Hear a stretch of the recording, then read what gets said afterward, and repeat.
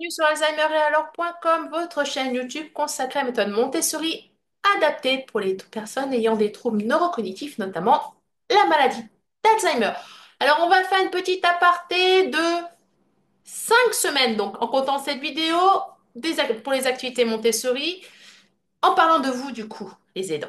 Et puis, du coup, dans 6 semaines, vous retrouvez les activités Montessori et elles seront consacrées aux activités pour renforcer les liens familiaux. Si ça vous intéresse, n'hésitez pas à vous abonner et activer la petite cloche. Vous avez une vidéo qui sort tous les jeudis à 15 heures.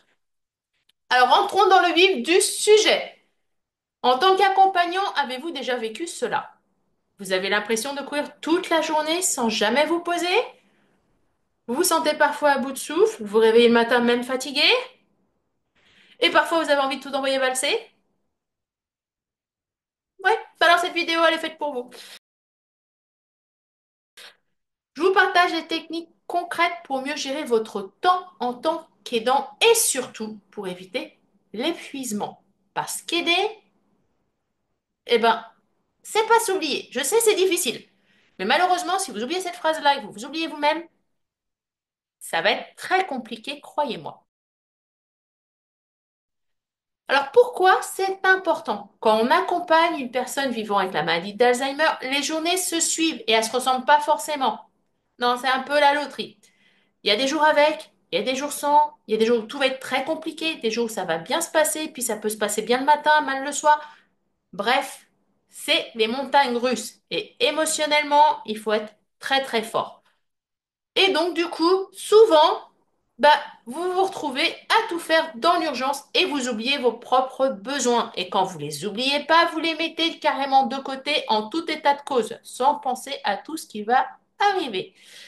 Donc, la bonne nouvelle, c'est qu'avec quelques ajustements, vous pouvez retrouver un peu de souffle, de clarté et même de sérénité. Alors, pour cela, je vais vous donner 5 conseils clés.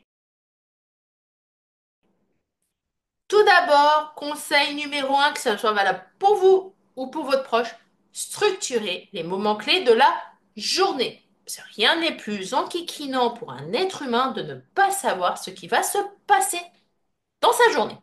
Vous êtes d'accord avec moi? Et bien pour votre proche ou votre patient Alzheimer, c'est la même chose. Donc, posez les grands repères, le lever du lit, la toilette, la sieste, les repas, les temps d'activité. Créer une routine stable permet à votre proche de se sentir en sécurité et pour vous de mieux anticiper. Donc pour cela, je vous recommande par exemple notre pack de communication des actes de la vie quotidienne. Donc ce sont des pictogrammes simples, visuels que vous pouvez placer sur un mur, un tableau et c'est un gain de temps et une réduction de stress pour tout le monde. Alors ça va vous permettre de faire quoi par exemple? De donner l'heure de la prise des médicaments, de dire à votre proche, par exemple, que vous allez rendez-vous chez le médecin. Proposer également, par exemple, d'aller faire les courses, d'aller vous promener, expliquer que c'est l'heure du bain, ou encore proposer quelque chose à regarder à la télé, ou même d'écouter de la musique. Donc ce pack de cartes, vous l'avez sur le site alzheimer-alors.com et vous avez 66 cartes d'actes de la vie quotidienne, que ça soit de l'hygiène, des activités, de la prise de médicaments, de l'habillage, du déshabillage, bref, tout est pensé pour un gain de temps et une réduction de stress pour vous, mais aussi pour votre proche. Astuce numéro 2, déléguer sans culpabiliser. Alors oui, je sais, c'est plus facile à dire qu'à faire parce que même moi, j'étais dans le de si je veux que ça soit bien fait, il n'y a qu'une seule moyen de le faire, c'est que moi je le fasse et de toute façon, personne ne veut faire ce que moi je fais. Je suis indispensable. Eh ben, c'est faux.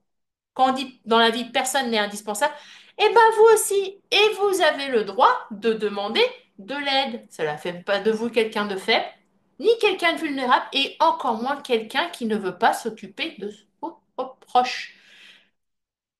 Un professionnel, un autre proche de la famille, une aide ponctuelle du CCAS, une association, un étudiant, toute personne qui prend en charge des personnes comme votre proche vous le confiera. Chaque minute récupérée pour vous est une minute qui compte. Déléguer, c'est préserver votre énergie dans les moments essentiels pour les garder justement pour ces fameux moments. Comme par exemple feuilleter un album photo, parler de ses souvenirs, regarder un film enfant, faire une petite pause câlin. Bref, c'est beaucoup plus sympa pour votre proche, pour sa santé mentale et pour la vôtre. Conseil numéro 3, fractionnez les tâches. Vous arrivez chez votre proche, vous voyez que c'est le bazar, vous n'avez pas besoin de tout faire d'un bloc. Ne vous dites pas, je dois ranger toute la maison. Non. Dites-vous plutôt, je vais ranger telle pièce aujourd'hui, une autre demain. Et encore mieux quand je vous parle de fractionnement pour ne pas craquer. Et croyez-moi, je sais de quoi je parle. J'ai fait le burn-out de l'aidant et j'ai même fait le burn-out professionnel en même temps. Vous pouvez, par exemple, décompter vos tâches de cette manière-là. 5 minutes de rangement, puisque nous parlions de rangement, 10 minutes de pause, donc pour vous, je dis bien pour vous. Donc ce que vous voulez, faire le tour de pâté de maison, aller arroser les fleurs dans le jardin, respirer tout simplement, faire une bonne petite pause de méditation. Vous avez notamment dans votre playlist Activité Montessori des vidéos de gestion du stress. Sinon, on va en refaire quelques-unes dans quelques semaines. Donc, je crois même qu'il y en a dès la semaine prochaine. Et donc, ensuite, votre pause, vous reprenez et vous faites 15 minutes d'accompagnement de votre proche. Donc, votre temps s'organise du coup en petites séquences. Et c'est beaucoup plus supportable et moins fatigant mentalement. Testez, vous verrez vous-même. Astuce numéro 4. Bloquer du temps pour vous. Oui, oui, oui, je sais, vous allez me dire, mais il n'y a pas de place pour moi. J'ai ma vie professionnelle, j'ai ma vie à la maison, j'ai mon proche. Bref, de la place, j'en ai pas. J'en ai quand je dors et encore. Même quand je dors, mon cerveau, il pense à ce que je dois faire.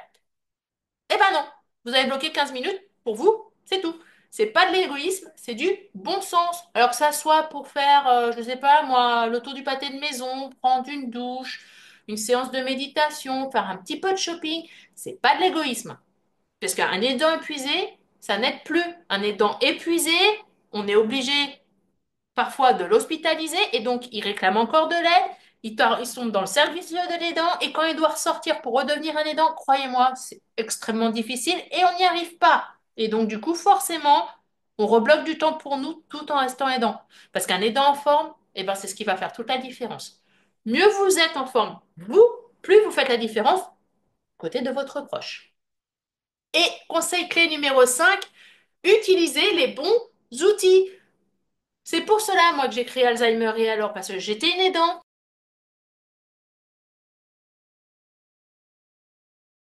j'ai été débordée, je trouvais d'aide nulle part, j'étais très jeune et je savais pas ni comment, ni pourquoi, ni comment faire.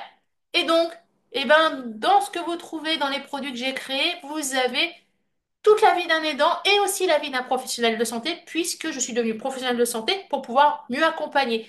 Donc, dedans, sur Alzheimer et alors, vous avez des guides pratiques, des cartes de communication, comme celles que je vous ai montrées. Donc là, c'était les actes de la vie quotidienne, mais vous avez aussi les cartes de communication des émotions, puisque c'est pas toujours très facile à exprimer chez une personne qui a la maladie d'Alzheimer. Donc, ces cartes, elles sont prévues pour les personnes de stade précoce à modéré. Et vous avez même des livres de lecture adaptés pour passer des moments apaisés avec votre proche. Tout ce que j'ai créé est pensé pour vous faire gagner du temps et de la sérénité, que vous soyez un aidant ou un professionnel. Donc, ce que vous vivez, c'est difficile.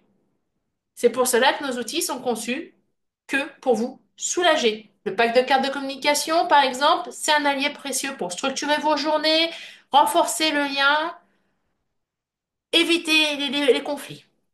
Nos guides pratiques, ils sont simples, ils vont droit à l'essentiel, ils vous aident à structurer vos journées, gérer votre temps, gérer votre stress et à faire des activités Montessori. Et pour les moments partagés, ben vous avez des livres de lecture, par exemple. Vous pouvez tout découvrir sur la boutique à votre portée.